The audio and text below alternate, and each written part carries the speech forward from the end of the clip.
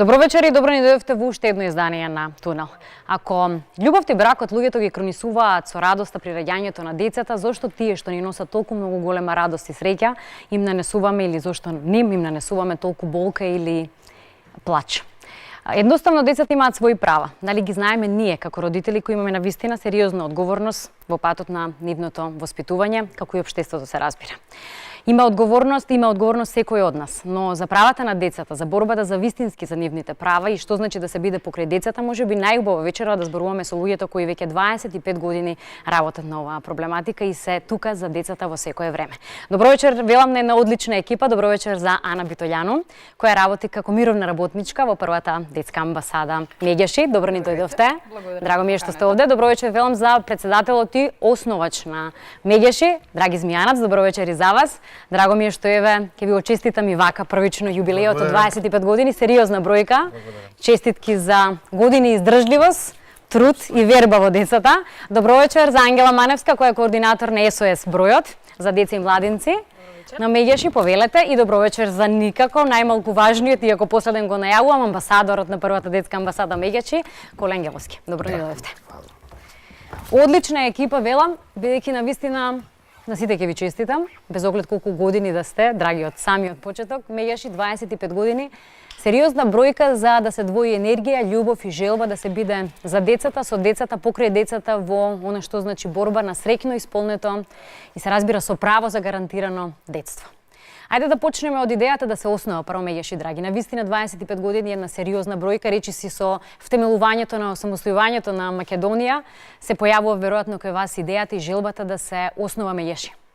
Па би рекол главни виновници за се ова што се случува веќе 25 години на опстој се Гордана и Драги Збијанац, со една група на луѓе околу нас кои не поддржуваат многу години наназад, меѓу кои нашиот амбасадор Коле Ангеловски, Драган Мијалковски, покојната Есма Реџепова, Јова Димитриевиќ, Миралем Зупчевиќ и многу луѓе кои беа со нас во тие тешки времиња кога започна војната, кога децата беа погодени од војната, кога се распаѓаше Југославија, кога стигна драматичен апел од Сараево, од познатиот глумец Александар Миќиќ.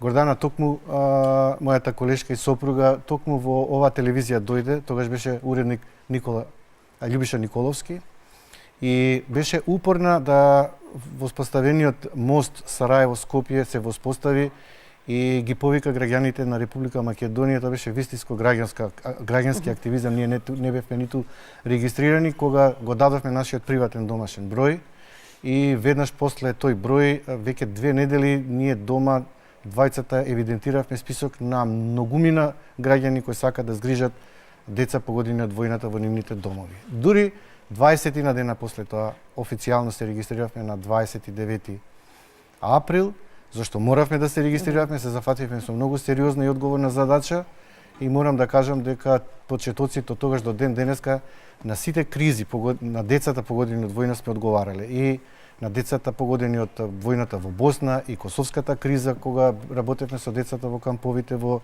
Скопје и од нашиот конфликт 2001 кога згриживме како единствена и прва граѓанска организација прифатилиште за деца погодени од војната, односно внатрешно раселени лица во нашата амбасада. Сега работиме исто со мигрантите во Табановци, така да навистина во континуитет одговараме на овој голем предизвик и неправда и голгота која трпа децата како резултат на војните. Дали на почетокот имавте размислување, дилема?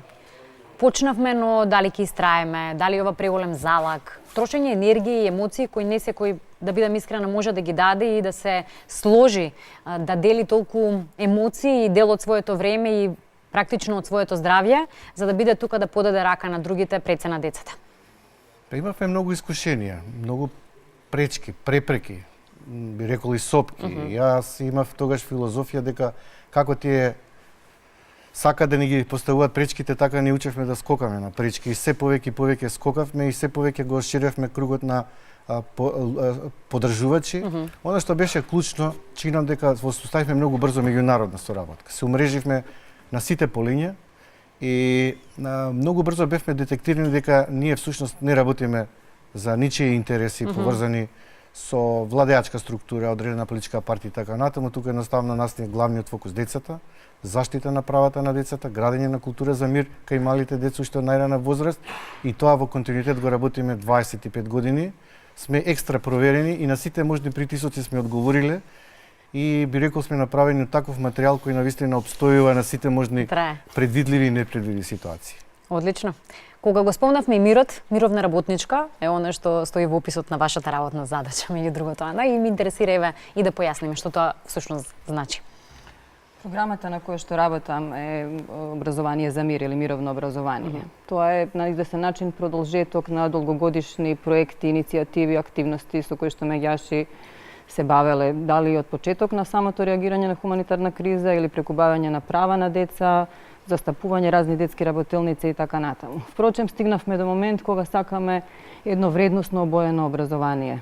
Сакаме образование во кое не е важно што се учи, него и начинот на кој што се учи, и кое што ќе промовира ненасилство и мир и ќе ги учи децата, ќе ги подстикнува да бидат носители на промените понатаму во животот. Училиште во кои што ќе биде гласно слушнато детското мислење, мислењето на младите, во кои што ќе бидат инволвирани во процесите на донесување одлуки. И тоа не завршува само таму, тоа е секоја подготовка за некоја понатамошна активна улога во самото општество, кое што понатаму ќе ги негува овие основни вредности.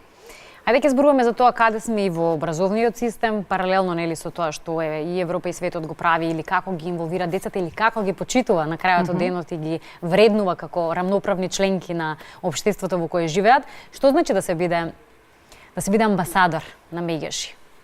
Поканата што значеше за вас? Па, јас покрај Драги и Гордана сум исто така еден од првите што се вклучи во оваа организација. На почетокот бевме сите волонтери.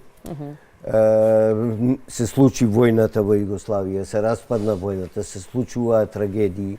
Овдека дојдоа 60.000 бегалци. Се разбира дека владата се грижеше, но многу повеќе се грижева овие невладини организации, особено оваа наша невладина организација, која што на почетокот беше повеќе на хуманитарен план. Значи се трудевме да обезбедиме сместување, да обезбедиме храна, лекови, се што можеше. Дури обезбедувавме и мостови за други земји, така да имавме големи, како би рекол, трансфери за Шпанија, за Белгија, за Канада и така натака. Но она што беше во тие први години беа тие трагични приказни со кои што се стартнувавме. Затоа што секој од тие бегалци имаше многу трагична судбина. Без разлика што биле дојдени тука, таму што оставиле страшни работи беа. Така да ние сите се трудевме максимално да ја обезбедиме на некој начин да се почувствуваат како добродојдени, да почувствуваат некоја топлина и да почувствуваат дека ете некој се грижи сепак за нив. Дури и ова знакчево што е на детската амбасада е едно дете од Босна кое што дојде тука и си ја пронајде својата мајка и му ја пронајде мајка му. Исто така беше многу интересно што воспоставивме контакти со многу луѓе надвор, кои што на некој начин сакаат да помогнат, така да имавме многу интересни соработки, например со градоначалник на еден град во Франција, кој 3-4 години доаѓаше овде и носеше хуманитарна помош, школски приборни, донесоа едно комбе, дури, јас и не верував дека тоа ќе го направат, им нарачав школски автобус со видео програма и за да можат децата во тие што го велат она настава во природа, место да кажат сега Африка и да гледаат на карта на глобус, им пуштавме филмови од Африка или од Азија или од недека. И меѓутоа автобус сепак не чинеше доста и го понудивме на Министерството за образование, не ќе џаби им го дадат, сакам да им го даеме, не сакаа да го земат. И така остана. Но, она што е важно, на вистина, дека во тие први 2-3 години многу работи завршивме на тема хуманитарност. После тоа, јас бев сигурен дека, мислам, од кога завршија војниве, нели, требаше да се продолжи таа работа за децата во Македонија, за децата, за правата на децата. И добро е што ова на почеток волонтерска организација прерасна во професионална. Професионална луѓе вработени кои што својот работен век и своите примања ги остваруваат правејќи проекти кои се финансирани и од тоа можат да живеат. И мислам дека таа професионалност е многу значена и тоа што го спомна Драги, што на вистина за овие 25 години не прифативме, не подпаднавме и обстоивме да во таа намера да бидеме независни и да бидеме вистинска онака неопределена непрофитабилна организација. Секоја чест, повторно ќе речем и секоја чест за енергијата и љубовта која секојдневно ја давате и ја споделувате со сите оние на кои тоа им е потребно, а најмногу се разбира децата и младите. И сега кога споменавте, драги, вие на почетокот го дадовме нашиот домашен телефонски број, така тргна се. Сега веќе фала му на Бога има број на кој луѓето знаат и тоа како дека може да се јавуваат, ќе го читаат телефонскиот број денес во емисијата, чисто како за потсетување, тоа е тој познат SOS, нели, телефонски број за деца и младенци, на кои најчесто се јавуваат па и возрастни. Се разбира, кои имаат некаква мака, проблеми, едноставно им треба стручна помош, да ги упати, да ги сослуша. Што се прави, Ангела, на SOS телефонскиот број или секојдневно, која е таа ваша задача која ја имате вие и веројатно тимот со кој се работувате? Да, убаво кажавте. Освен таа функција да се упатат, децата, младите и возрастните, операторите на SOS телефонот низ текот на годините и се уште имаат еден предизвик, би рекла, една благородна задача да ги сослушаат децата, да ги разберат и да им дадат чувство дека постои таму некој кој што се грижи за нив и кој што сака да ги слуша и сака да ги заштити. Многу пати на SOS телефонот децата кога се јавуваат е можеби првото место каде што тие се јавиле и првиот човек на кого се обратиле, потаму и велам за тоа е толку благородна и одговорна функција. SOS телефонот 0801 22 22 постои речиси од самиот почеток на детската амбасада Мегеши и во континуитет постојано функционира и работи со препреки, нели со некои предизвици.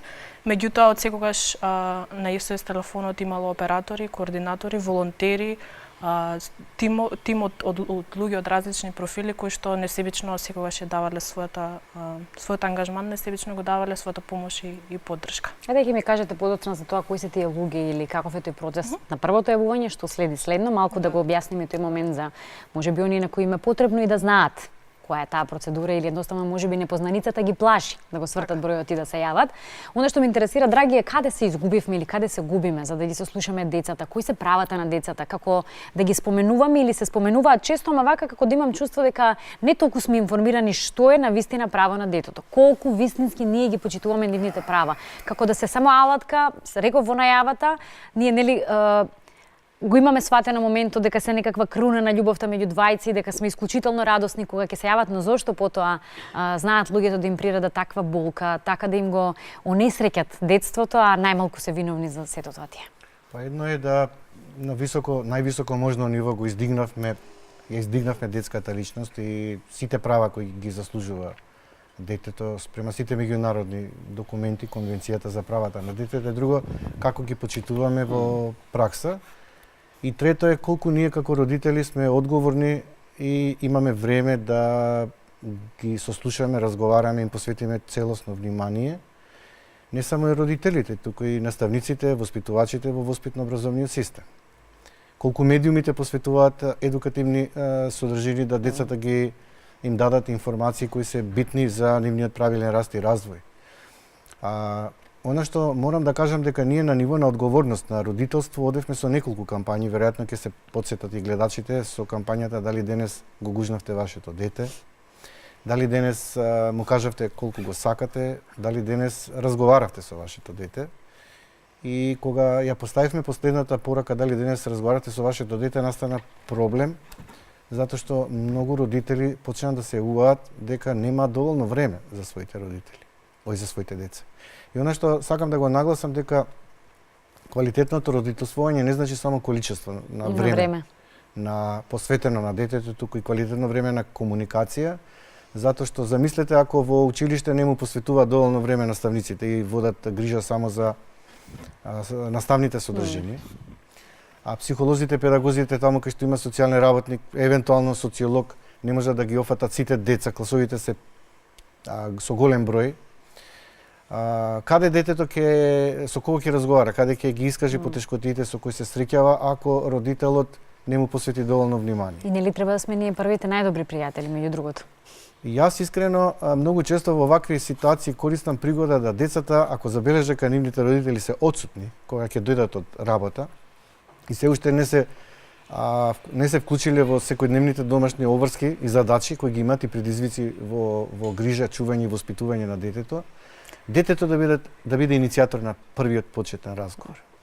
Значи ако гледа дека родителот се уште е таму некаде од кај што дошол и не може брзо да се исклучи и вклучи, искрено им советувам на децата да ги прашат своите родители како поминале на работа, како се чувствуваат денеска, едноставно да се почне разговор за да има можност, време, детето да го фокусира родителот кон себе, за да може да воспостават комуникација и за да може да почнат да разговараат. Се додека не почнат да разговараат, не можат родителите да очекуваат дека децата ќе се снајдат сами со сите проблеми, предизвици со кои се соочуваат во секојдневието. Тоа е главниот одговор на сите проблеми поврзани со насилство, поврзани со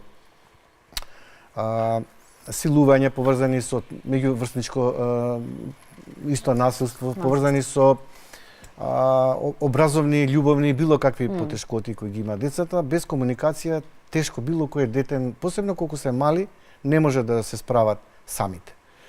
И комуникацијата според мене е одговор, не дека секој родител има капацитет да биде одговорен. Апсолутно. И родителствувањето се учи цел живот. Исто како што се учи дека во брачната заедница има многу одговорности. Исто како што се учи кога се разведува бракот дека имаат родителите одговорност дека не се разведуваат родителите. Но родителот е цел живот родител и тој мора максимално да биде фокусиран кон детето се додека му е најнеопходен.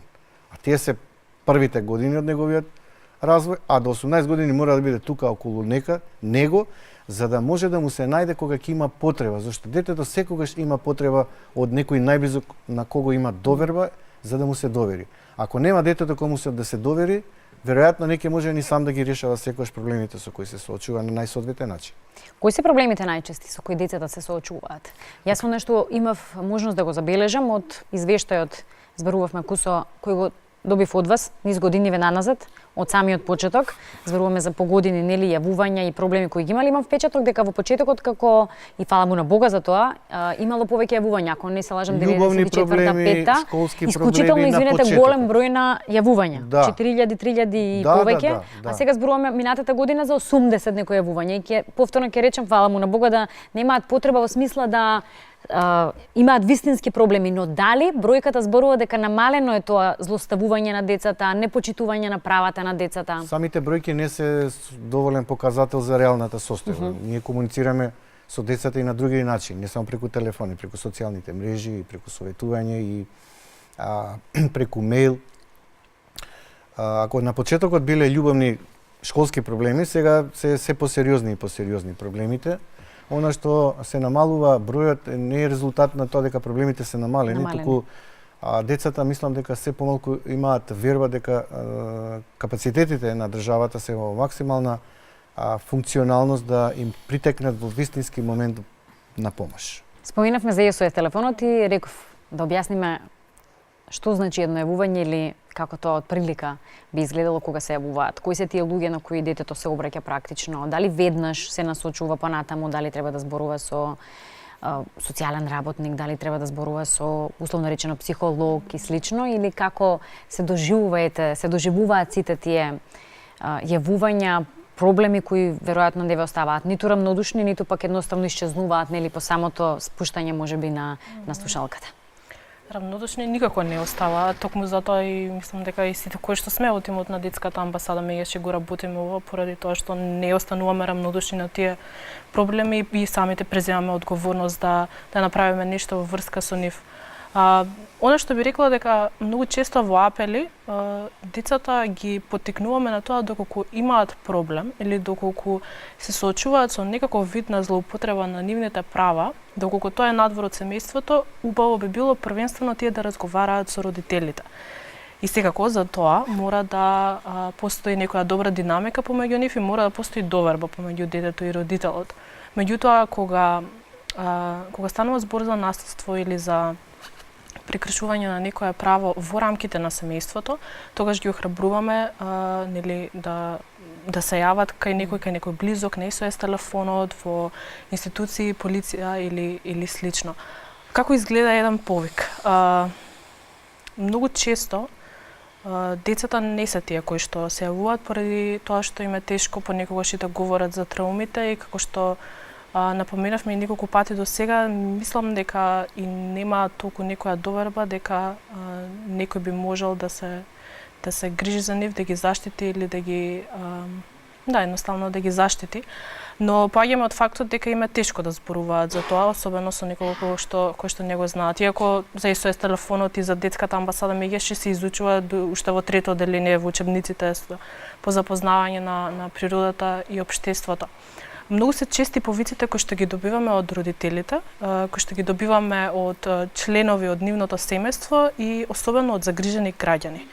Она што, ако можам така да се изразам, ме радува е тоа што се повеќе и повеќе јас лично како операторка се слушам со граѓани кои што се загрижени за состојба или ситуација на некои деца. Без разлика дали тоа станува збор за деца питачи, дали станува збор за деца кои што им се соседи, дали станува збор за она што беше интересно што неколку пати добив и повици за децата кои што се во овие нови кастинг талент шоуа или кои што се во аудиции некакви каде што условно ги малку ги загрижени се дали е тоа во ред, да.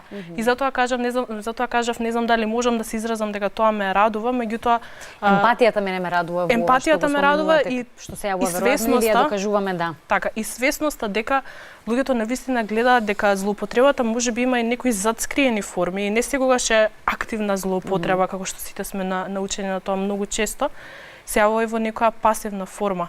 Меѓутоа да се вратам на вашето прашање, секогаш започнува нели со слушување на проблемот. Понекогаш се случува да се повторуваат истите односно да се повторуваат состојбата, кај различно дете, особено беше нагласено во извештајот за 2016 за проблемите и правата што се прекршуваат на децата при бракоразводни постапки. Па така и јас многу често се соочувам со тоа прекршено право на детето на видување со едниот родител кој што не му е старател. И се разбира, секоја приказна е различна. Посебна и различна. Сепак тоа е човечка судбина, не може да се остане рамнодушен на тоа и самата кажавте. Меѓутоа треба операторите, волонтерите, координаторите на СОС телефонот да научат да се одвојат од тоа. Затоа што сепак колку и да е лично, колку и да е човечка судбина, треба да се оддели од својот личен живот. Така всушност најмногу и можеме да се заштитиме, и на тој начин и да помогнеме. Појавувањето, односно кога го слушаме детето или возрастниот, во повеќе случаи возрастниот, доколку има потреба, да речеме, од некоја психосоцијална помош или поддршка, таа се нуди. Меѓутоа, многу често тие имаат потреба и од правна помош, односно некој што ќе се застапува за нив и за нивното дете.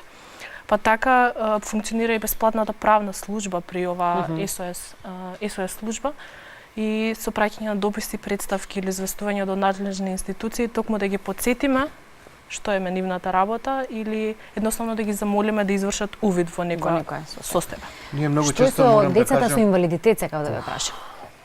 Ова ми е едно од прашањата кои баш сакав да го поставам, бидејќи има и ситуации кога можеби тие не можат да се јават, ниту можеби да зборува. Еве да зборуваме за децата со хендикеп, со слух и говор и слично. А има и се врши злоупотреба можеби врз нив.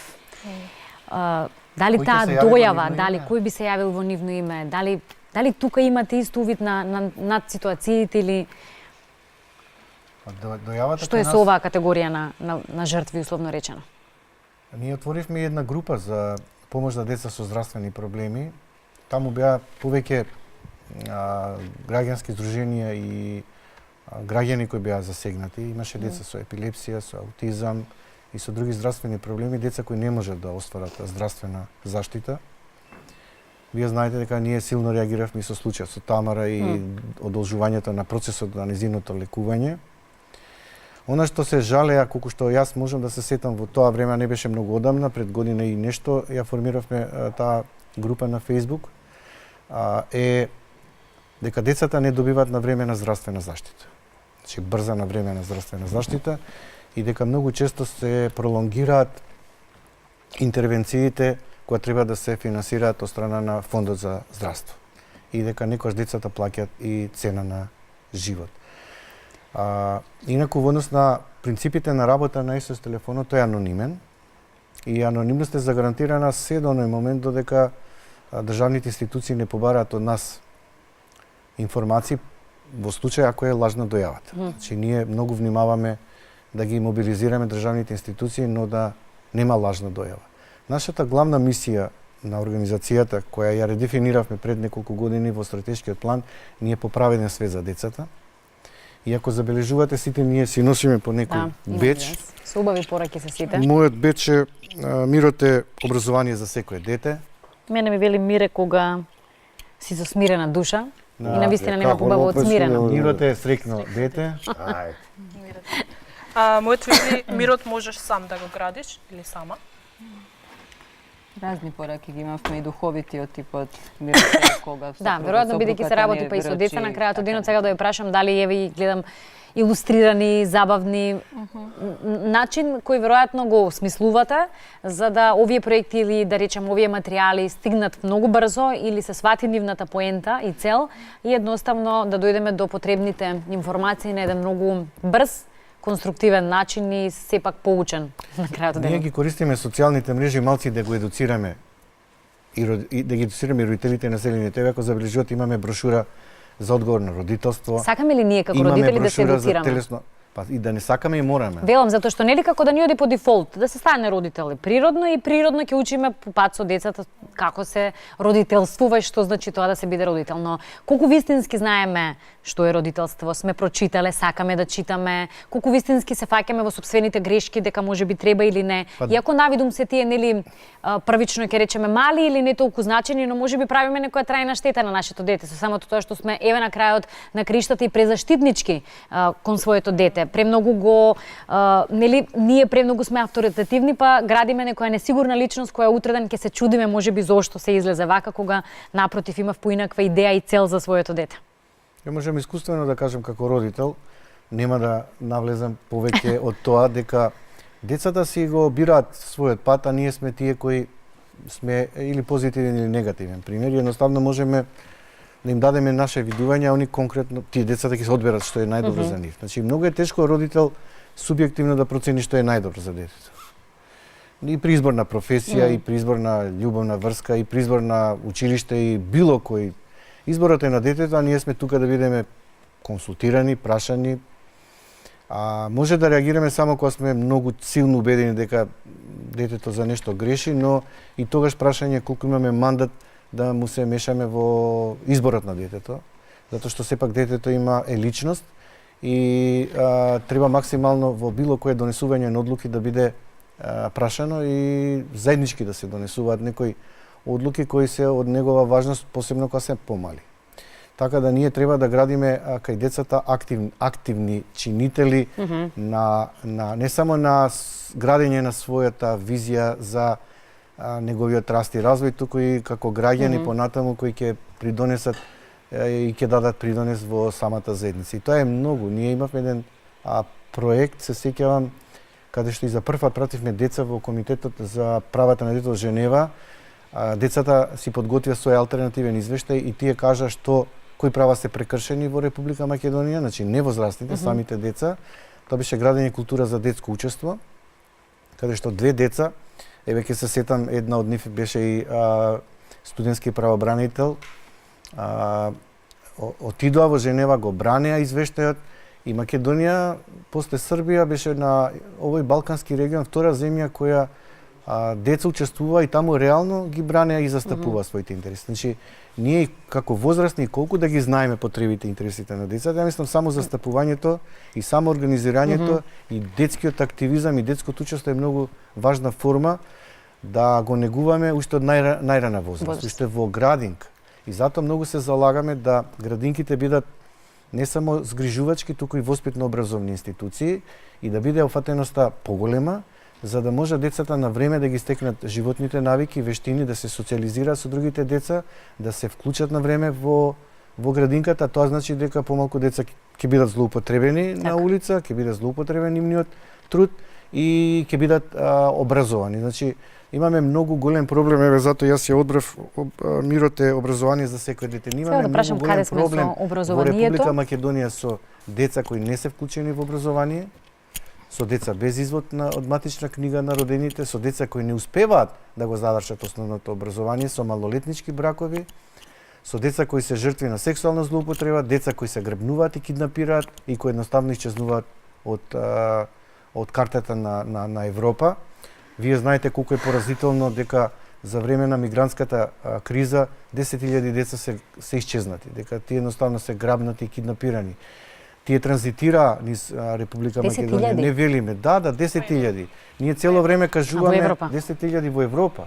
Ние цело време кажуваме дека во Македонија има околу 3 до 4.000 деца без извод од матична книга на родените, фантоми. Ние цело време кажуваме дека има 18.500 деца што не одат на училиште. Цело време кажуваме дека 2.000 деца се секојдневно на крстосниците и со испружена рака. Питача дека има криминални банди кои ги злоупотребуваат и остваруваат профит на нивна сметка. Цело време кажуваме дека 200.000 возрастни не успеале да завршат основна камоли средно образование, дека неписменоста, сиромаштијата и злоупотреба на детскиот труд иде рака под рака и дека градоначалниците, каде што тие се директно надлежни за градинките и за основните училишта, покрај инфраструктура треба да водат грижа колку деца се вклучени во образованието, да направат максимални напори да се вклучат во образованието, трудовите просветни инспектори да бидат активни, да нема ниту едно дете во Република Македонија кое не е вклучено во образование. Само тоа е одговор на секоја можна сиромаштија злоупотреба. Инаку Ангела ќе каже на топ 5 проблеми на нашиот СС телефон покрај бракоразводна постапка, покрај семено насилство, покрај деца на улица и деца жртви на сексуална злоупотреба е и сиромаштијата. Да не кажам дека имаме структурно насилство, но сиромаштијата е голем проблем за луѓето кои не можат да ги остварат елементарните потреби на детето. Вие ако детето не го лекувате или не му обезбедите образование и воспитание, како родител се чувствувате виновни што не сте му го овозможиле тоа. Ако државата не се мобилизира да ви помогне, државата станува соучесник на таа злоупотреба на детскиот труд. Така да ние како граѓанска организација мора да реагираме. Да зборувате и да реагирате и цело време го правиме тоа, како што успеавме парламентарците пред 2 години да ги убедиме дека педофилите и сексуалните злосторници мора да се зголемат казните заради рецидивизмот и повторништвото и не послушаа. Сега реагираме за чистиот воздух, утре ќе реагираме за, значи потребите си доаѓаат сами по себе. Ние не ги важно е да се биде буден, важно е да се следи, точно да се биде буден и да се биде гласен. Буден, гласен и активен и мобилен. Само така. Не е само да се обвинува, односно конструктивно е обвинувањето во смисла само за да бидеме дел од решавање на проблемот. Да се реши проблемот и да не зборуваме ниту едно дете што велите да нема кое ќе биде злоупотребено или чии права ќе бидат прекршени. Кога сме кај образованието, бидејќи го споменавме, кои проекти се прават? Сте ли во тесна врска и соработка со образовниот систем, со училиштата, со градинките, се нудите да помогнете, да се дознае повеќе за тоа дали им се кршат правата во образовниот систем, колку тие сакаат да научат вистински во образовниот систем систем за тоа што значи нели право на детето и колку истото се почитува. Па од друга страна и децата да знаат за да почитуваат нели за авторитети кои ги образуваат во нивниот живот. Соработуваме на различни проекти и непроектни активности со различни нивоа и градинки, и училишта, и министерства и така натаму. Дел од решавањето на проблемите ни се чини од све ова што наброевте што постојано поттикнуваме преиспитување, поставување на прашања и отварање простор за учење на дополнување за некаков раст, како на родителите, така на наставниците, така на нас самите, така на децата. Тоа никој пат не е едностран процес насочен само кон децата некаде. При тоа, една од важните наши посочувања е дека недоволно обрнуваме внимание на образованието, дека ние само декларативно тврдиме дека е тоа важно и примарно и така натаму, меѓутоа се покажува на терен дека сме заглавени во некакви различни реформи кои што со години не успеваме да испливаме. Ниту пак дигнитетот на таа професија и на самото чувство дека знаењето е моќ, успеваме да го вратиме повторно на некаква јавна агенда. А практично тогаш се навраќаме во оној магепсан круг дека со несоодветно образование или воопшто без пристап до било какво образование само ќе се перпетуира, ќе се продолжи со повторувањето на сите можни несакани и лоцирани проблеми кои што веќе ги спомнавме. И затоа и работиме негде во овој правец на мировно образование кое што ќе биде поотворено и вредносно ќе пропагира за се што се случува внатре. Дали онаа ваша уметничка нитка, низ овие години искуство и соработка со Мегеш и како дел од неа, разбуди во вас желба да направите нешто што ќе остане трајно како нели проект, телевизија и слично? Не само амбасадата, зборувам нели проекти како филм, како серија, ние. Дека самата детска амбасада е нешто трајно. Така. Тоа е нешто како споменик. Видејќи расневме во време кога имаше многу едукативна програма која не учеше некако меѓу другото. Да речеме, самите почетоци на почетокот многу повеќе, бидејќи такви беа и условите, повеќе правевме представи, се дружевме, правевме приредби, па училишта за кловнови, па детски работилници. Мислам, такви детски работилници. Забавно едукативни дружби. Забавно дружење со децата. Меѓутоа, сега навистина и мислам дека ова е исправниот пат што сега детската амбасада го води, а тоа е борба за детските права. Затоа што тука представата ќе биде, има останати се фотографии и толку, пројде. Меѓутоа, ако се успее барем у некој сегмент да се остварат тие детски права, да се подобрат условите на деца во денешно наше општество, да се намали бројот на неписмени, да се намали бројот на деца на улица, да се намали бројот на деца наркомани. Мислам, сето тоа е, како да речам, некое основно начело на детскава амбасада, за што треба, како што Драги го кажа, да се забележи, да се реагира и да се учествува во тоа. Проблемот е што многу малку од овие работи може детската амбасада сама по себе да ги реши. Да ги направи. До сега сигурно многу повеќе би било решено кога би било оставено на детската амбасада, но таква е државата. Имате ли нешто што е врежано длабоко во вашата меморија како приказна, како случај, како нешто што веројатно до крајот на животот нема да може да го избришите? Па може ли ја да кажам една овака, мислам, врзано е многу со детската амбасада, ама е, како да речам, би рекол филмска тема. Значи, пак ќе се вратам 25 години назад, кога се основиваше детскава амбасада и кога луѓето беа одека, кога Сараево беше блокиран град, беснееше војната, ние како детска амбасада успеавме да добиеме дозвола од Обединетите нации. Никој на Балканов не ја доби таквата дозвола. Ние ја добивме за да се воспостави коридор за храна помеѓу Скопје и Сараево. Тоа беше една огромна организација, да се најдат финансиери, да се најдат, што беше многу страшно, да се најдат превозници, кои што таа храна, што овдека се собираш, ама и тоа не да собираш донации, него да право, мислам, она што треба за потребите, имаше еден конзорциум од Сараево дојден, значи она што треба на градот, што треба за да може да преживее. И тоа беше една огромна работа, 20 камиони, она шлепери со храна, тргнуваат од Скопје, сите телевизии тоа го преваква. Обезбедивме дозволи од Србија, од Република Српска, дури и од Босна, за да може тој конвој непречено да помине. И ни Србија помина, низ Босанска, Република Српска помина, падна снег, се затрупа патот, не може да пројде. У тоа време Умпрофор беше задолжен да за колку толку да го обезбедува тој конвој.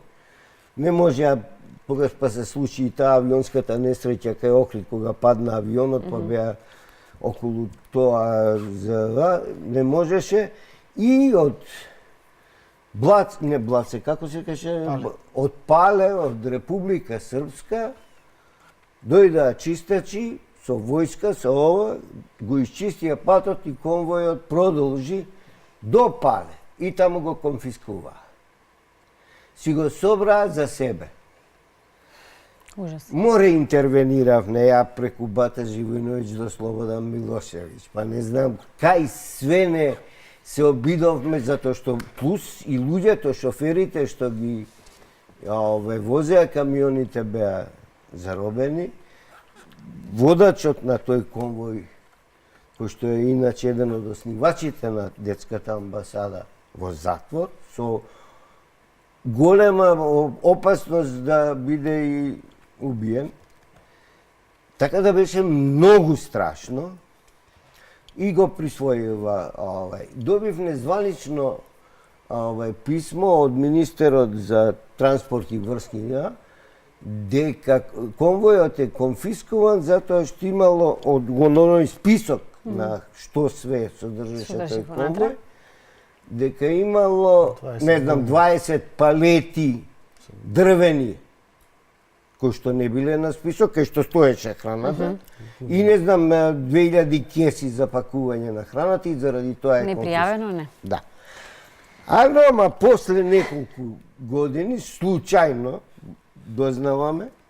дознав, дека тој конвој потоа бил продаван во Сараево по дупла цена од она што беше вредноста на самиот конвој. И таму некој дебело се офаќа. А иначе вредноста на тој коридор, барем у таа прва, како беше 7 милиони марки.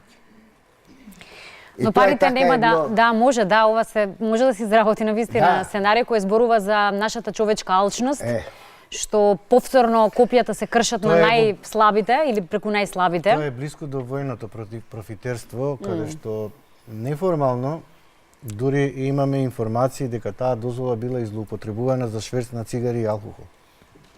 Веројатно ќе зборуваме во некоја следна прилика. Кога веќе збориме, тоа треба да го отвориме. Така да војното профитерство за време на кризата на вистина треба да им служи чест на сите тие кои успеале. Но тоа животот е карма и се враќаат на еден неубав начин. Верувам ја злабоко во тоа, така да веројатно тоа што е злоупотребено, особено повторно ќе речам на грб на оние најслабите на кои им е потребна помош, вие тоа да го злоупотребите за можеби лично богатење, верувам дека тоа некогаш во животот ќе се врати и тоа немилосреден начин, некој што велат можеби забавува, но не заборава. Јас од срце тие тоа што го стори. Да, од срце вие со чиста совест што велам, со широко срце, со многу љубов, 25 години, секоја чест и честитки, го работите ова, сакате да помогнете, да подадете рака и несебично, секојдневно се борите за правото на детето, па нема ништо, верувам, побаво од ова. Ова беше и поблагородно. Една можеби од темите која отворивме и еве зборуваме заедно со Меѓеши во Тунел, ви стоиме како алатка на располагање за сето она што медиумски ви е потребно како поддршка. Во некоја следна прилика за убави работи повторно ќе зборуваме за мали бројки или да речам воопшто бројки кои ќе зборуваат за злоупотреба на децата. Ви посакувам уште многу успешни години работа и соработка се разбира се оние кои се тука за вас. Ви благодарам што одвоивте време за Тунел. Децата се навистина нашата најсветла точка во животот, да ги заштитиме, да ги почитуваме нивните права. Како велат речиси на секоја амбасада во светот детска, основно мото е дека сите цели во, нели се, како велат, безлични, безважни, од солзите на едно дете. Добро сум запомнала. Нека нема солзи, нека има само среќа и насмевка на лицето на секое дете. На вистина тоа го заслужуваат, драги мои. Ви благодарам и за вниманието. Благодарам многу. Благодарам и вам.